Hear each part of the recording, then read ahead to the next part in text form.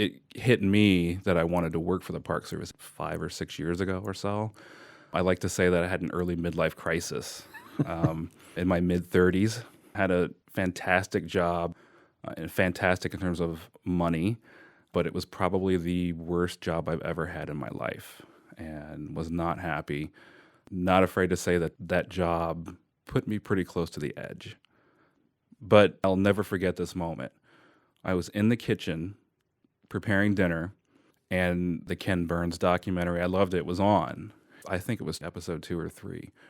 And I saw this black and white picture of 4 or 5 park rangers with their flat hats on. And it was like somebody hit me with a frying pan. That's it.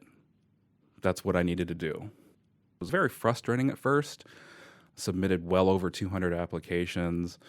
And I got one email from Grand Teton National Park about, if you're interested in fee collections, email us back.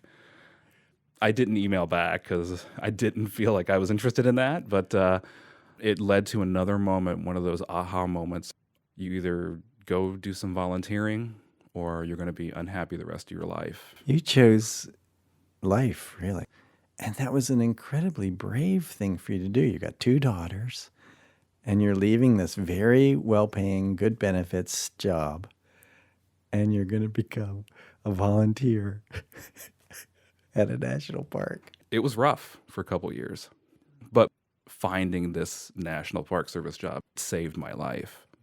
My path was a lot different in that I was very fortunate to get a state park ranger job right out of college. After 5 years, I had a good state job too, but I made that jump to become just a seasonal ranger for the National Park Service. But I was young, I was restless, and I wanted to see the whole world. I eventually did get the dream of living overseas and working in wildlife conservation in the African bush. And my old ranger boss from the Ohio State Parks came to visit me. Then, well, we fell in love. So I had to figure out a way to get back to Ohio. And when I did, I was unemployed. And I heard about this Hopewell Culture National Historical Park seasonal ranger position. I was like, what is so interesting about people who heap dirt on their dad?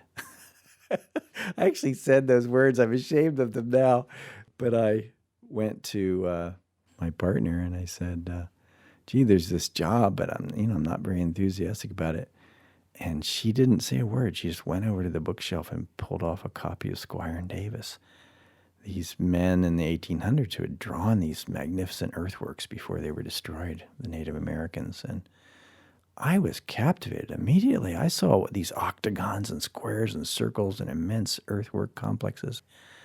So I was fortunate enough to get the job, and I became absolutely bitten by the Hopewell bug. And I became almost evangelistic about these earthworks and how people in Ohio don't realize that they were the center of this magnificent culture 2,000 years ago, and their achievements are off the charts. I'm a firm believer that these small national parks really are the backbone of the National Park Service because they're our stories. They're stories of who we are as Americans. These are historical parks, and they all have intriguing stories to tell, don't they? They do. And it's here in Ohio. Yeah. Who'd have thought?